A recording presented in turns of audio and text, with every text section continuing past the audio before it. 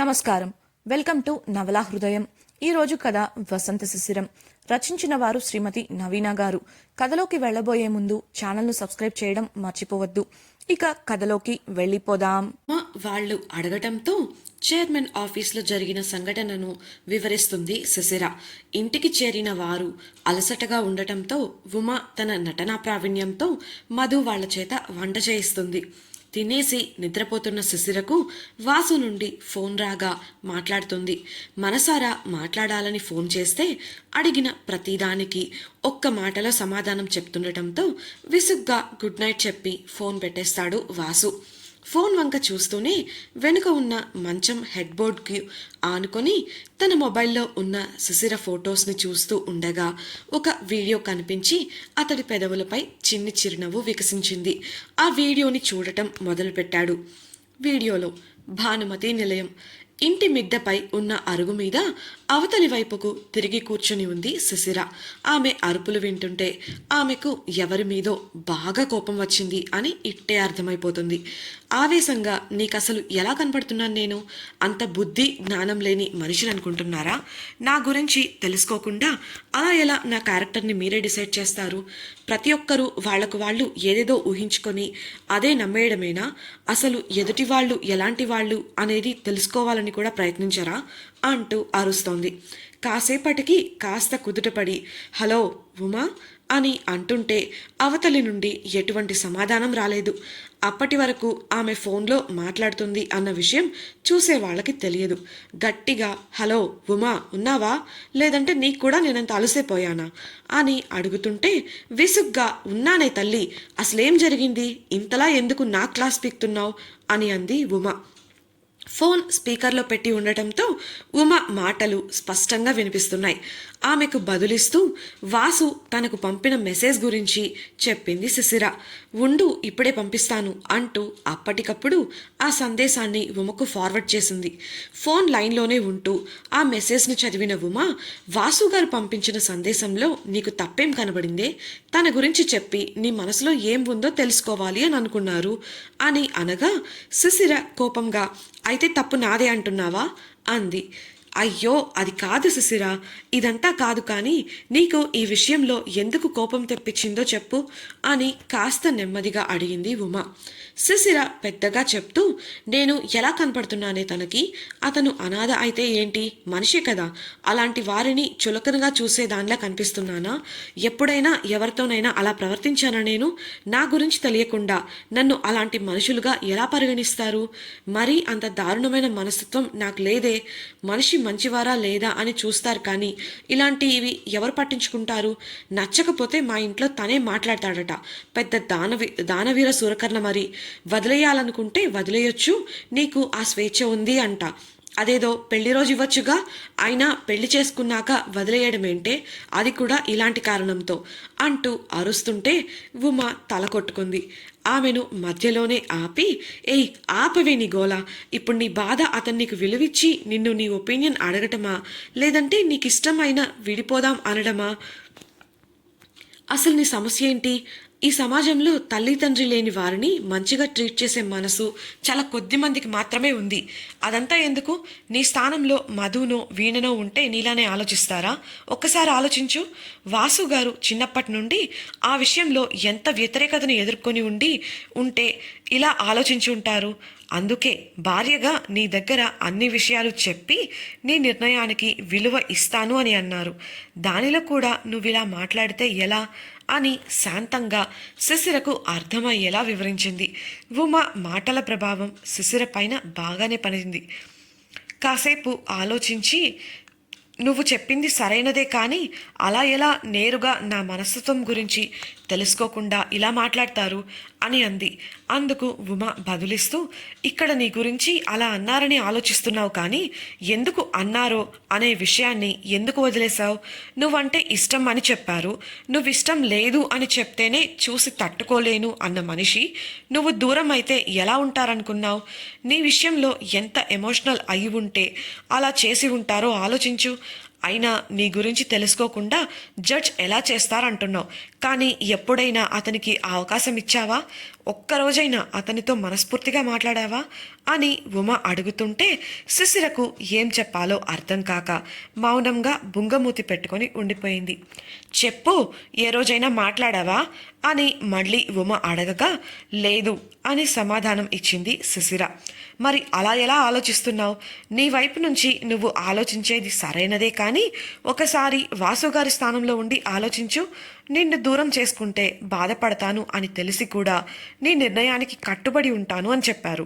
అందుకు మీ ఇంట్లో కూడా ఆయనే మాట్లాడతానన్నారంటే నీ సంతోషమే ఆయనకు ముఖ్యం అనే విషయం నీకు తెలియటం లేదా? నీకోసం ఆయన ఎంత బాధపడటానికైనా సిద్ధంగా ఉన్నానని చెప్పకనే చెప్తున్నారు. అది అర్థం చేసుకోకుండా ఏదేదో పట్టుకొని కోపడతావెందుకు అని ఉమ అనేసరికి శిశిర ఆలోచనలో పడింది. ఉదయం జయంత్ వాసు విషయంలో మాట్లాడిన మాటలు గుర్తొచ్చి ఇలాంటివి ఇంకా ఎన్ని ఇబ్బందులు పడి ఉంటారో అని అనుకుంది. కాసేపు వాసు స్థానంలో ఉండి ఆలోచిస్తే అతడు చేసిన దాంట్లో తప్పు లేదు అనిపించింది. సరే ఉమా, ఇక ఉంటాను అని అలిగినట్లుగానే చెప్పింది శిశిర. ఆమె పరిస్థితిని అర్థం చేసుకున్న ఉమా మరీ ఎక్కువగా ఆలోచించి నీ బుర్ర పాడు చేసుకొని వాసు గారిని ఇబ్బంది పెట్టకు. అయినా నాకొక విషయం చెప్పు, నీకు వాసు గారి మీద ఉన్న అభిప్రాయం ఏంటో చెప్పు అని ఉమ అడగగా అభిప్రాయం అంటే స్పెషల్గా ఏం లేదే అంది శిశిర. ఉమ తల కొట్టుకుంటూ ఏం లేకపోవడం ఏంటే, ఇక నీ జీవితం మొత్తం ఆయనతోనే ఉండబోతున్నావు. అలాంటప్పుడు ఇలా ఎలా అంటావు? పెళ్ళయ్యాక ఆయన గురించి నువ్వు తెలుసుకున్నదేంటో ఒకసారి చెప్పు అని ఉమ అనగా అది అని ఆలోచిస్తూ నాకు తెలిసి మంచివారు, మిగతా వాళ్ళలా కాదు, సున్నితంగా ఉంటారు.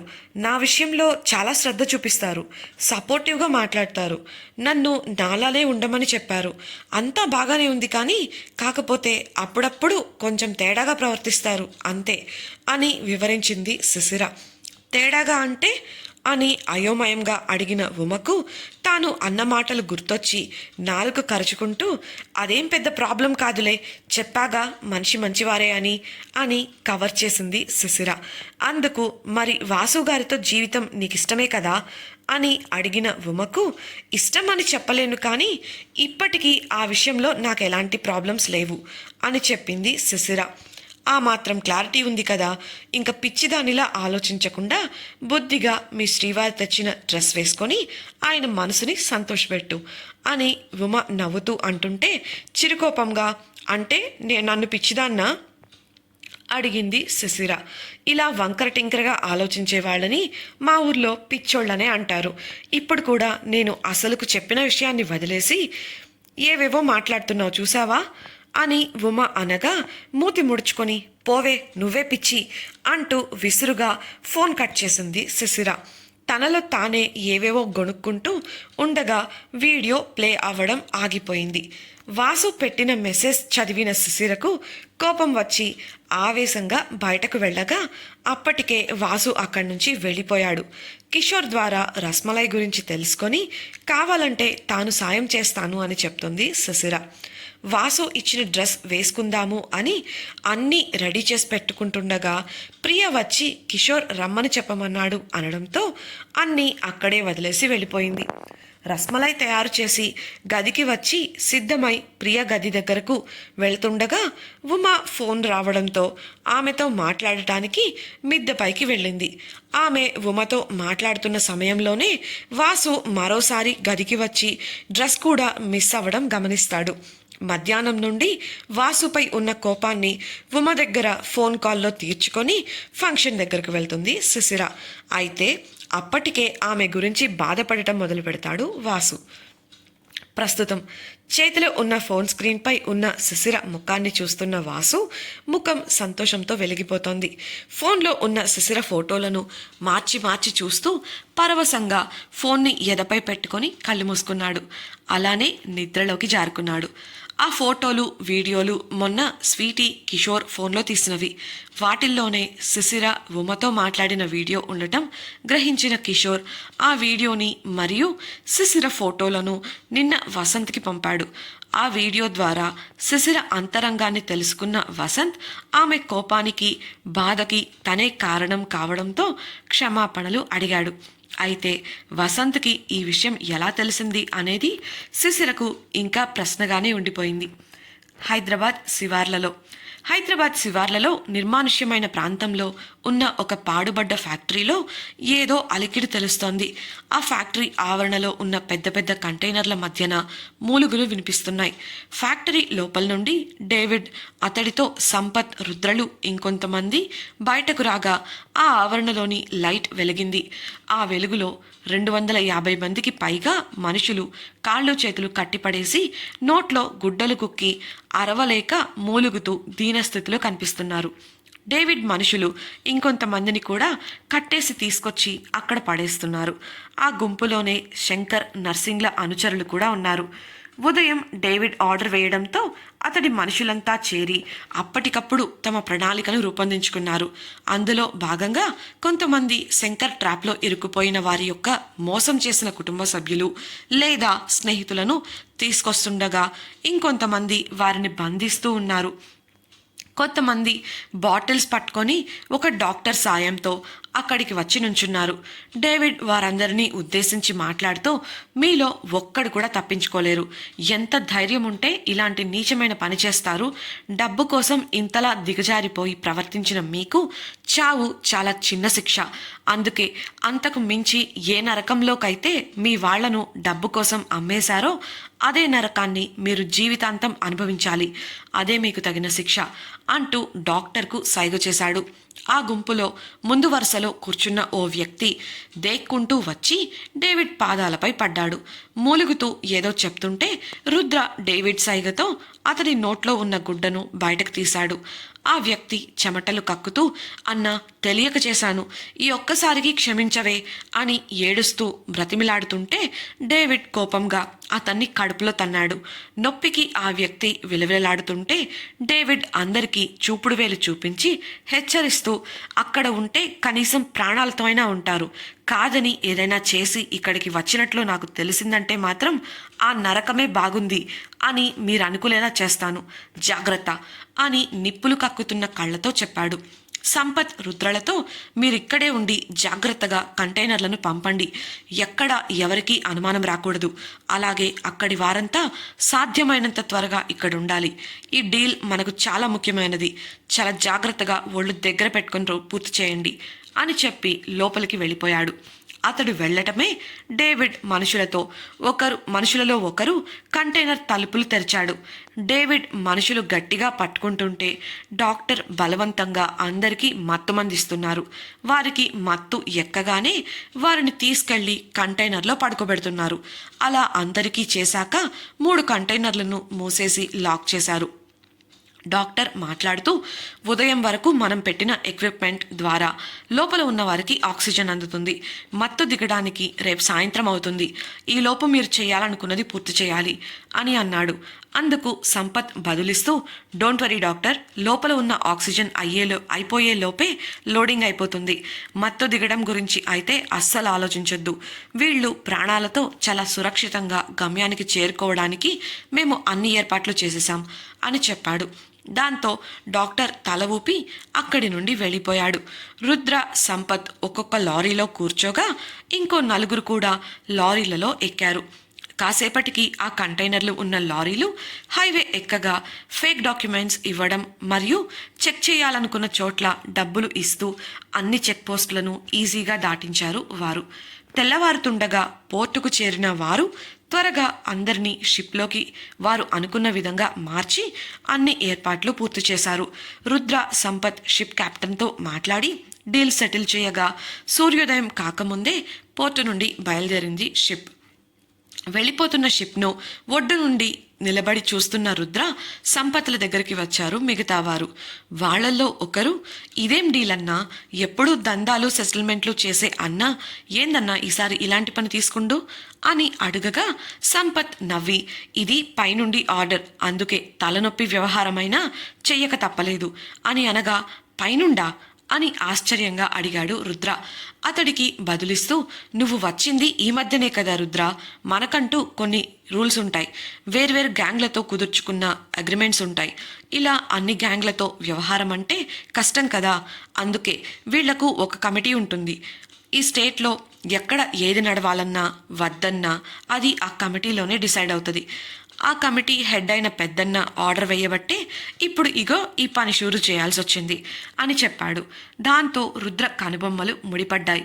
అతను ఆలోచనలో పడగా సంపత్ అతన్ని కదిలించి అక్కడి నుంచి తీసుకొని వెళ్ళిపోయాడు.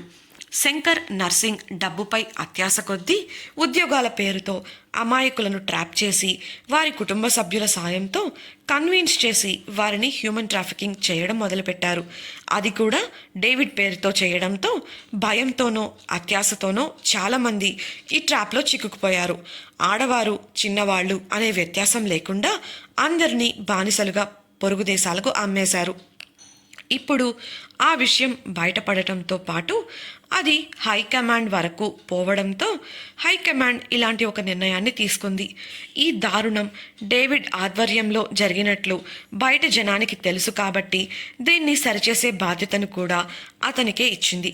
వసంత్ సలహాతో బానిసలుగా వెళ్ళిన వారిని తిరిగి తీసుకురావడం కష్టం కాబట్టి వారి స్థానంలోకి వారిని మోసం చేసిన వారిని పంపించి రిప్లేస్ చేయాలని నిర్ణయించుకున్నాడు డేవిడ్. ఆ ప్రణాళికలో భాగంగా ఇప్పుడు 300 మందికి పైగా జనాన్ని, అంటే వీరంతా బానిసలుగా వెళ్ళిన అమాయకులను మోసం చేసిన వారు, కంటైనర్లలోకి ఎక్కించి పంపారు. అదే సమయంలో డేవిడ్ మనుషులు పొరుగు దేశంలో బానిసలుగా ఉన్న వారిని ఒకచోట చేర్చే పనిలో ఉన్నారు. ఇప్పుడు వెళ్ళిన ఇదే షిప్లో వాళ్ళందరినీ తిరిగి స్వదేశానికి తీసుకొచ్చే ఏర్పాట్లను కమిటీ సాయంతో చేశాడు డేవిడ్. హోటల్కి చేరిన రుద్ర టీ తాగుతూ, ఇంత ముఖ్యమైన పనిని పూర్తి చేయడానికి అన్నెందుకు రాలేదు అనుమానంతో అడిగాడు.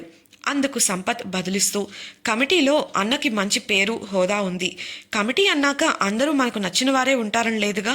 అన్న అంటే గిట్టని వారు ఈ విషయాన్ని పెద్దది చేయాలని చూడటంతో అందరినీ పిలిచి పంచాయతీ పెట్టారు. అది తేల్చడానికే అన్న రాలేదు అని అన్నాడు. అంతే, పెద్దన్న కూడా వస్తున్నాడా అని ఆసక్తిగా అడిగిన రుద్రకు, ఆయన రాకపోతే ఎలా, ఆయన ఉండబట్టే కదా అన్న ధైర్యంగా వెళ్ళింది. ఆయనకి అన్నపైన నమ్మకం ఎక్కువలే అని అనడంతో సరే అన్నట్లు తల ఊపాడు రుద్ర. ఇంతకీ ఆ పెద్దన్నెవరు అని రుద్ర ఆరాగా అడగగా అనుమానంగా చూశాడు సంపత్. ఇంతకీ నిజంగానే ఆ రుద్ర అడిగిన పెద్దన్న ఎవరు తెలుసుకోవాలనుందా? అయితే తప్పకుండా రాబోయే ఎపిసోడ్స్ని వినేయండి. నవలా హృదయం ఛానల్ సబ్స్క్రైబ్ చేయడం ద్వారా రాబోయే ఎపిసోడ్స్ని అప్డేట్స్ని పొందండి. అలాగే మీ అభిప్రాయాలను మాతో పంచుకోవడం కోసం తప్పకుండా కమెంట్ సెక్షన్లో తెలియజేయగలరు. వసంత శిశిరం నావెల్ మీకు నచ్చినట్లయితే ఈ వీడియోని లైక్ చేసి మీ సన్నిహితులతో పంచుకోండి. Thank you for listening.